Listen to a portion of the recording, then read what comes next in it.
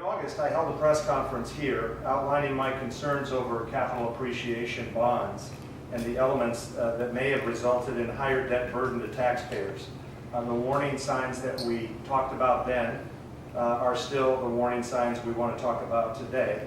Large principal amounts greater than 100 million, term structures longer than 25 years, interest rates higher than 8%, debt repayment ratios greater than 4-to-1, and no prepayment clause provisions in those debt issues.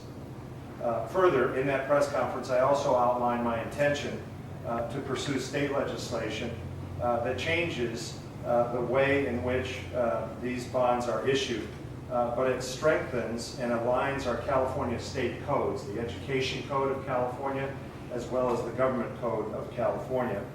And that's regarding school district bond financing vehicles, specifically capital appreciation bonds, or CABs as they're called. There are 5 key elements in our reform proposal.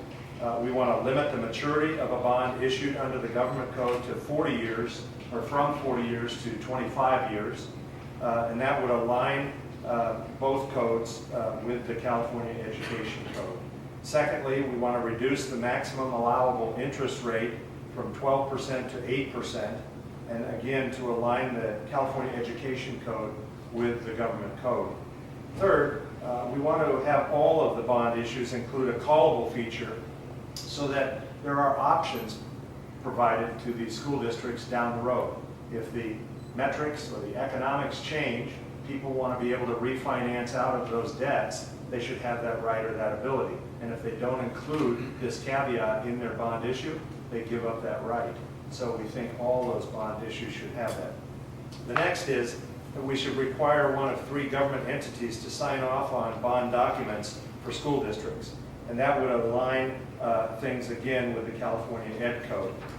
And those 3 groups would either be the County Board of Supervisors in all 58 counties in California, the County Superintendent of Schools in all 58 counties, or the Governing Board of a Community College District, which exists also in all 58 counties. And we're not talking about getting all 58 for each bond issue.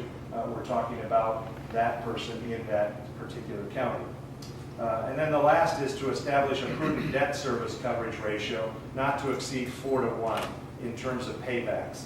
And if greater than 4-to-1, we would ask that a waiver be required by the county superintendent of instruction so that they could sign off and attest to the fact that it is necessary to go above the 4-to-1 payback ratio.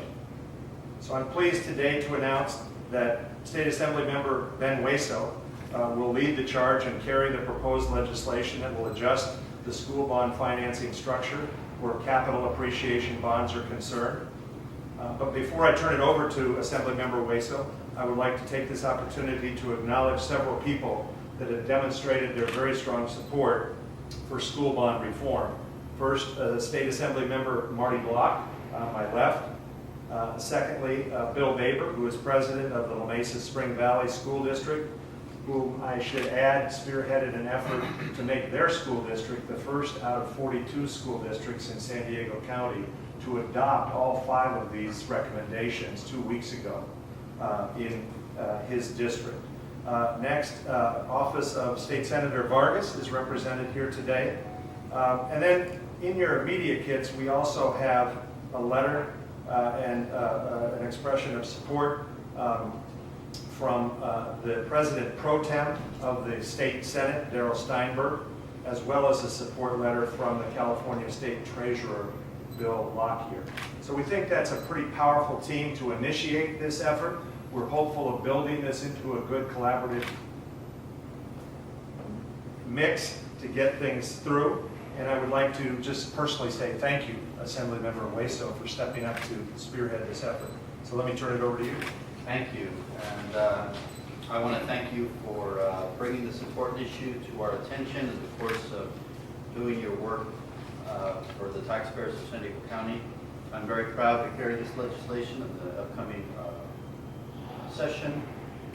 It's long overdue that we address these issues in our state, and it's very important that this bill establish fiscally prudent policies to the financing tools that have been so used and abused across our state. school districts should not allow to shift such a heavy burden to future generations. It's just not, it's not a transparent way to conduct themselves in ensuring that the best decisions that are made today. It's hard to know what's going to happen in 20 or 30 or 40 years down the line, especially in a time where government revenues have been, there's been a lot of uncertainty associated with government revenues from year to year. So these capital appreciation bonds bank on future tax growth, and we already have empirical data that suggests that simply because the economy increasing, it doesn't necessarily mean that the state or a district or a county is going to get its proportional share of that revenue. And we need to address that in addressing our tax code before we start committing our local agencies to future debt in future decades. These loans are often being issued without sharing information on the cost to taxpayers. So at the local level, the community might not even be certain that the improvements being made today are going to be paid in 40 years or within a time frame that's well into the future. The worst part is that by the time the debt becomes due, everyone associated with this decision is either gone or hasn't even, I mean, today they haven't even been born yet. And again, there eliminates the important process of accountability in the democratic form of government. It is time to end gambling with our taxpayer funds. I plan to introduce this bill in the first week of the legislature in December, should I be successful in my re-election. But we hope that this bill will garner bipartisan support. And I want to thank Senator Bombargas, Assemblymember Block, for coming out early and expressing their support. It's really going to make this bill a really good candidate for success in the legislative process. Thank you. It's our pleasure. Gambling with taxpayer money, will you expand on that a little bit? The gamble is not knowing where your funds are going to come in the future to pay for these loans, whether they're going to be there. We don't know, what our budget is going to be from one year to the next, much less 40 years from now. So when you commit somebody to paying an obligation in 20, 25 years, you don't necessarily know that the funds will be there. I mentioned in my dialogue that there's enormous uncertainty in terms of the budget process. Even if our economy has grown, revenues from government haven't grown proportionally. So until we fix that, until we know that economic growth is going to generate more revenue from government with a lot of certainty, we can't do things like this. And generally, it's just bad policy to commit future obligations to people that are that haven't even been born yet. So. And I would really echo this too, because I think what we're talking about is a gamble, because nobody knows what the assessed valuation of property is going to be in, heck, I mean, right now, if you ask the assessor, he says 2 to 5 years is about all we could predict out, and maybe not even that. So how on earth could anybody reasonably expect to be able to project accurately 25, 35, 40 years out into the advance to be able to pay down the debt that's incurred now? And that's what we're trying to say. Bring it back in. Bring it back to a moderate level where it's predictable, manageable, and understandable. And that the people know. That's what this is about. You said I think Dan said your school was the first to actually put these things into practice. Yes. Like of the 4, I think there's 4 changes. Which one strikes you as the most significant and important? Well, I'd have to see how they're numbered, but I can tell you the principle behind it is what we want is school board members who are working hard, who are trying to fight for the education of kids, to have the opportunity to put these decisions out in the public so there's multiple eyes on the problem. So the idea that one item that Dan mentioned would be that you'd have to take your proposal and have it signed off on by somebody outside, whether it's superintendent of the County Board of Education or the community college. That's a good principle. We have in our policy that, number one, Dan would have to look at it, and number two, the County Board of Education. Why? Because you want someone other than the 5 school board members under that pressure to give them a fresh set of eyes, and we think that'll add a level of protection for the taxpayers. I think if I could just expound on that just briefly too. I think this whole payback ratio issue is probably the most egregious of all. And when people enter into an agreement to pay as much as 9 or 10 or 11 or 12 or 13 to 1 back, as we learned from a Sacramento Bee article 3 days ago in Northern California, then somebody needs to take a hard look at this. Because in one case in particular, we're talking about a payback to borrow $105 million of $1 billion in payback. I'm not sure that's a very good deal except for the bankers or the lenders. And I think frankly, we're here to protect the people, not necessarily others in that instance. The deal you talked about was kind of dovetail on what you just said, Bill. The deal you just talked about was actually approved by the County Board of Supervisors. They actually wrote a brief, a memo in support of it to support the validation action that the district brought to the court. One of the things that this legislation doesn't seem to address right now is really this issue of transparency. It seems like you're putting limits on what these guys can do, but not putting limits on requirements of transparency, oversight, those sorts of things. Are we looking at the final list of 5 things here, or is there still scope for this to evolve? Well, I think as the Assembly member can comment, legislation is a work in progress until it's finished. So things can happen. And we're looking at the general intent of the bill that's going to be to provide that transparency, to ensure that future funds aren't committed to projects today. I mean, the goal in government shouldn't be to give politicians points for them being the ones responsible for making improvements. That's not what it's about. And this would require that any financing decisions be made by the current administration be fiscally prudent. You know, if there are difficult decisions that need to be made today, they need to make them today and not kick the can down the road to future generations.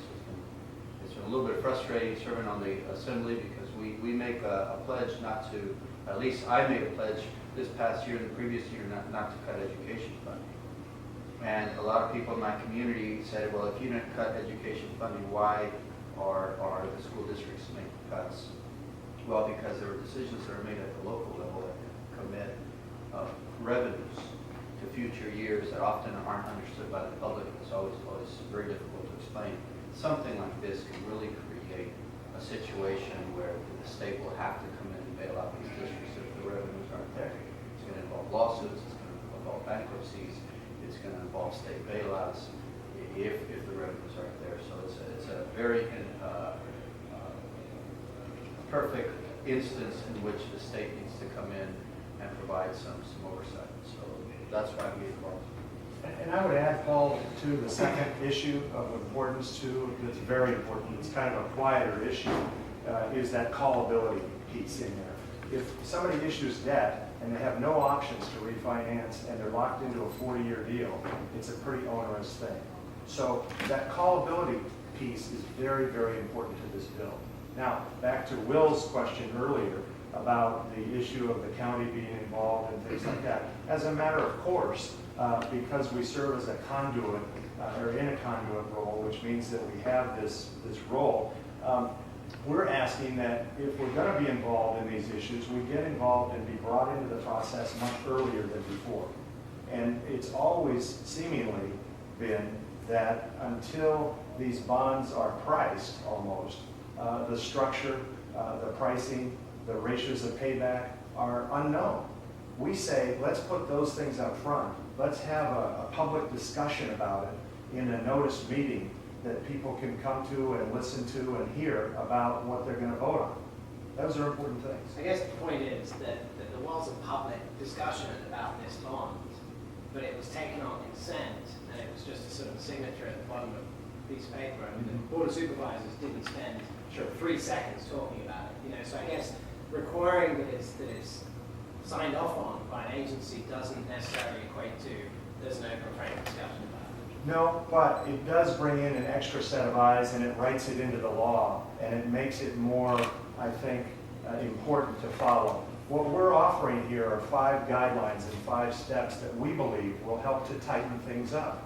And if we do no more than to assist school districts like Mr. Babers in helping to review their own internal policies and procedures, and they may adopt some of these things as the processes they follow in the future, then we've won, because that's a very positive. Just speaking to your question about transparency and process in general, the Hueso bill starts out as a very good bill, very important steps in the right direction. But as the bill makes its way through the Assembly, I know my colleagues in the Assembly and the Senate will be adding to it. And I think, I know that my colleagues in both houses are very concerned about transparency. And I would imagine that we will make the bill more transparent as this goes through the process with Assembly members Hueso's approval. I think you'll see an even better bill at the end of the day.